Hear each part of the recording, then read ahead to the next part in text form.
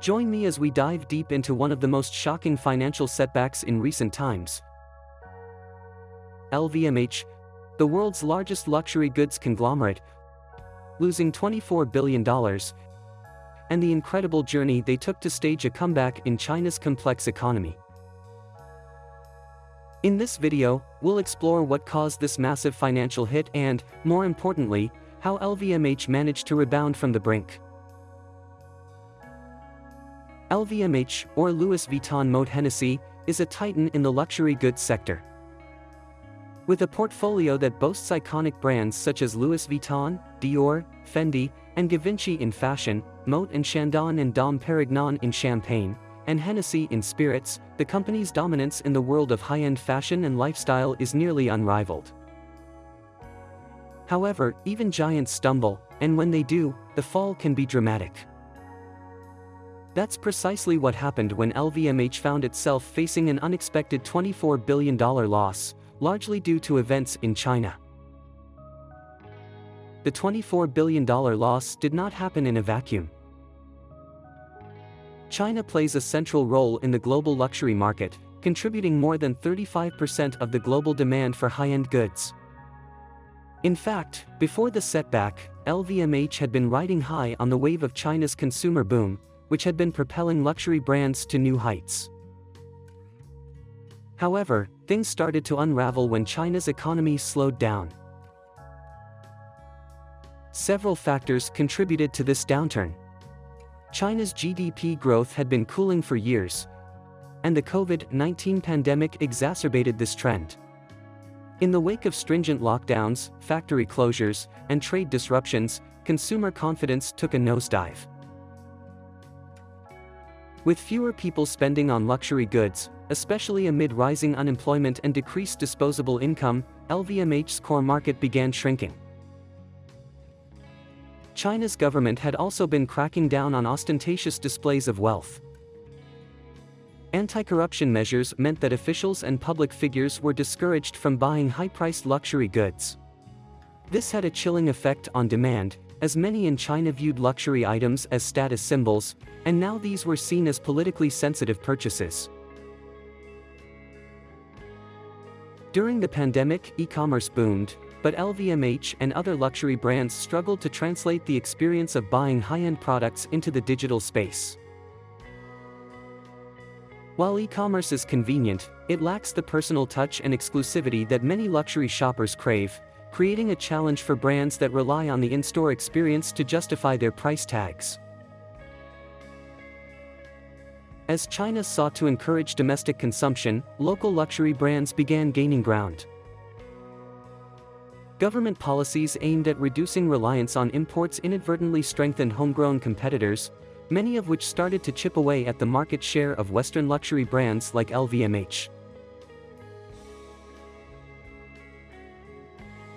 This trend wasn't just confined to fashion but extended to wines, spirits, and accessories. The financial ramifications of LVMH's $24 billion loss were staggering. The conglomerate's market value dropped significantly, triggering panic among investors. The company's share price fell by more than 5% over just a few days, as fears about its exposure to the Chinese market mounted. Before the loss, LVMH was valued at over €380 billion. In the aftermath, its market cap plunged to around €355 billion. While the loss itself did not affect LVMH's long-term solvency, it represented a serious hit to investor confidence. The luxury giant had to release multiple reassurances that they would adjust their strategy to remain competitive in China. This loss was not isolated to LVMH alone. Other luxury companies like Kering, which owns Gucci and Balenciaga, and Richemont, Cartier and Montblanc, also saw their stock prices wobble as China's luxury market slowed down. However, LVMH, being the leader, bore the brunt of the crisis. LVMH knew that to maintain its dominance, especially in the critical Chinese market, it needed to adapt, and fast. Here's how they staged their remarkable comeback. One of LVMH's first moves was to focus on localizing its production in China. By manufacturing certain goods locally, the company was able to reduce its reliance on imported materials, which were subject to tariffs and other trade barriers. This strategy helped LVMH lower costs and increase its appeal to Chinese consumers by emphasizing made-in-China luxury. Traditionally, LVMH has focused on China's Tier 1 cities, Beijing, Shanghai, Guangzhou, where affluent consumers are concentrated. However, the company recognized the untapped potential in lower-tier cities. LVMH expanded aggressively into these areas, opening new stores and introducing its brands to a broader range of customers. The strategy paid off, as consumption in these cities began to outpace that in Tier 1 cities, representing a new frontier for luxury brands. Realizing the importance of the online space, LVMH invested heavily in improving its e-commerce presence. The company partnered with platforms like Alibaba's Tmall and JD.com, creating online flagship stores where Chinese consumers could purchase authentic LVMH products. In addition to e-commerce, the conglomerate ramped up its presence on social media platforms like WeChat and Weibo, leveraging influencer marketing to reach younger consumers who were less attached to traditional luxury experiences. To reignite excitement around its brands, LVMH launched several high-profile collaborations with Chinese designers and artists. These limited edition collections were aimed squarely at the Millennial and Gen Z markets, which represent a growing segment of luxury consumers. These collaborations sold out almost immediately, showing that even in challenging times, there was still strong demand for exclusive, high-end products. LVMH also capitalized on the growing interest in sustainability, especially among younger consumers. The conglomerate began promoting its eco-friendly initiatives, including its commitment to reducing carbon emissions and using sustainable materials. This strategy resonated well with China's younger consumers, who are increasingly concerned about environmental issues and more inclined to support brands that align with their values. By the end of 2023, LVMH sales in China began showing signs of recovery. The company reported a 10% increase in revenue from its Asia segment, driven primarily by its rebound in China.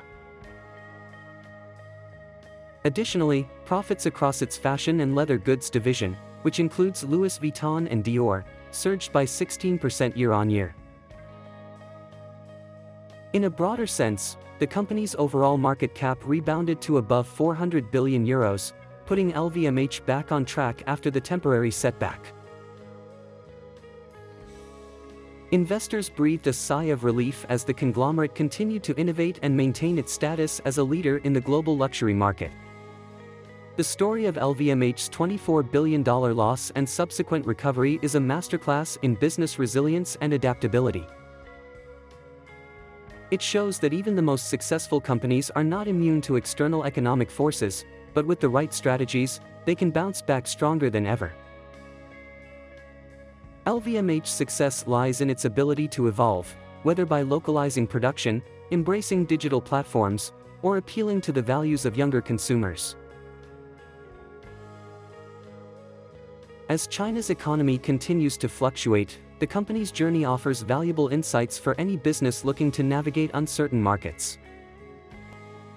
In conclusion, LVMH's comeback is proof that no setback is insurmountable, and with the right mix of innovation and adaptability, even the largest corporations can recover from a monumental loss.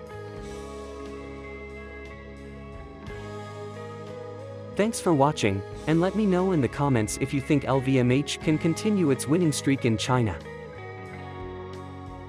Don't forget to subscribe for more in-depth business and financial analysis, and check out my other videos for insights into the world of luxury markets and global economics.